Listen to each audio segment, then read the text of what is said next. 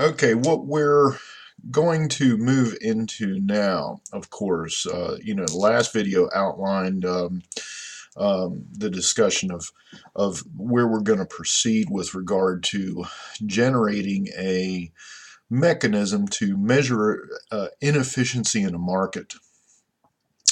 And the first concept we are going to discuss is going to be the concept of producer surplus. Okay, now producer surplus has to do with the concept of marginal cost.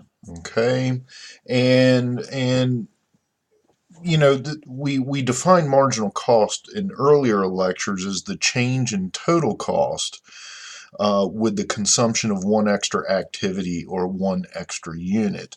So by definition, then, we're going to also be dealing with a concept of total cost. Now, we never modeled marginal cost. Okay, we didn't discuss marginal cost dynamics. We just kind of glossed over it. If you remember way back when, we talked about a rational agent and how they would consume up to the point to where the marginal benefit of a good was at least as much as the marginal cost of that good, or the price of that good. That was the context I couched it in then. Now we're actually going to discuss the dynamic of marginal cost, okay? And the dynamic of marginal cost, what we generally believe is that on average marginal costs increase the more of a good we produce. Okay, in other words, if we produce more Q, every extra Q costs more to make than the previous Q. Now, how does that make sense? Imagine a fixed area of production, and imagine if so this is like an area of a factory, an assembly line or something, and imagine that if you could open up the instruction manual of this assembly line, it would say that two individuals operate this assembly line appropriately. So two individuals operating in this particular area is what this area is designed for.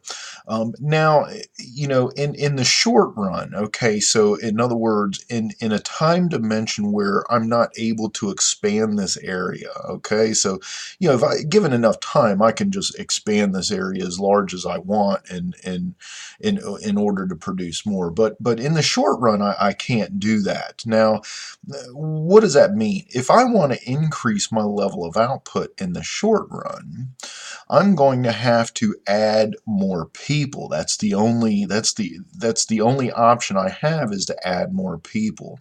But as I add more people to this confined area, the productivity level of every extra person tends to decline. Okay, so even though as I add more people to this production area, total output will increase, the productivity, because the productivity level of every extra worker decreases as this area becomes more and more cramped. Even though total output goes up, the addition to total output that I get with the from every extra worker actually declines. Now, if you imagine every worker making the same wage, so they're all making $10 an hour. If I add extra workers and the productivity level of every subsequent worker is going down, it must mean that the cost of producing the next unit is rising. So as productivity levels fall, the cost of producing subsequent units must be going up. Therefore, over Q, okay, so if I were to graph this over Q, marginal cost must be upward sloping. Okay, as I increase my level of output, the change in total cost from the production of every extra unit must be going up, because as I add more workers to the production process, productivity levels are falling. Okay? That is marginal cost in a nutshell. It tends to increase over Q on average. Okay? Now, how does this play into producer surplus? Well, first, I'm going to make the implication that marginal cost is actually an equivalent concept to supply. Okay, and here's why. The way we just evaluated marginal cost was over Q. We said at particular levels of output, the cost of producing every subsequent unit increases. The way we evaluated supply and the law of supply was that at a particular price level, okay, how much would a firm be willing to produce? So at a price level of P prime, for instance, a firm would be willing to produce Q prime units. Okay, marginal cost is the equivalent in the sense that if I reverse that and said, what would it take to provide the incentive for a firm to produce the Q prime unit? Well, they would need to get at least P prime for it. And what would P prime be? P prime would have to be the cost of producing that unit. In other words, the marginal cost of that unit. So, which is this distance here. That's the marginal cost of producing that particular unit. So again, supply simply says, well, at P prime, how much would a firm be willing to put on a store shelf? Marginal cost says, well, in order to get a firm to produce Q prime units, how much do they need to get in order to produce that many units? Well, they need to at least break even on the last unit they produce. In other words, they need to get at least as much as it costs to produce that last unit in order to have the incentive to put Q prime units on a store shelf. Okay, so marginal cost is actually an equivalent concept to supply. Now, what I'm going to do is just redraw these real quick, and then we'll develop producer surplus. Okay, so marginal cost equals supply. Okay, now that we've got those concepts down, one of the important things that we're going to have to bring back from our elasticity lecture is this concept of total revenue. Okay, and if we remember, total revenue is simply the amount of cash you cram into a cash register. In other words, it's the price I sell my product for times the amount of product I sell. That's total revenue, P times Q.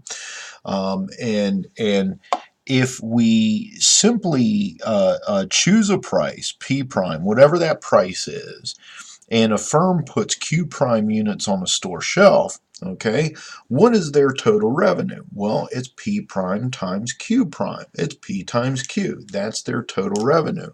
In other words, the revenue generated from the production and sale of Q prime units equals that box there. Okay? Now, the question is, what was the production cost of producing those units? Well, if you think about the production of the first unit, the production of the first unit cost that much, okay? The production of the second unit, okay, cost that much, okay? The production of the third unit, okay, cost that much, okay? So how much did the 3 units cost to produce? Well, it cost the sum of the marginal cost, okay? So if I add up the cost of producing every subsequent unit, I can get the total production cost. Now, just as an aside very quickly, I say total production cost. That's actually different from the actual total cost we use for profit calculations, but we'll get to that in later lectures. It's nowhere near here. But anyway, so this is production cost, okay, which is simply the summation of the marginal cost to produce every subsequent unit. If I add up those marginal costs all the way to Q prime, what do I get? I get the total production cost of producing Q prime units as this lower triangle here. So now think about this. So a firm brings in this much in revenue. That's how much they get for the sale of their product. And it costs them this lower triangle to produce that product. What is left over? It's production profit, otherwise known as producer surplus.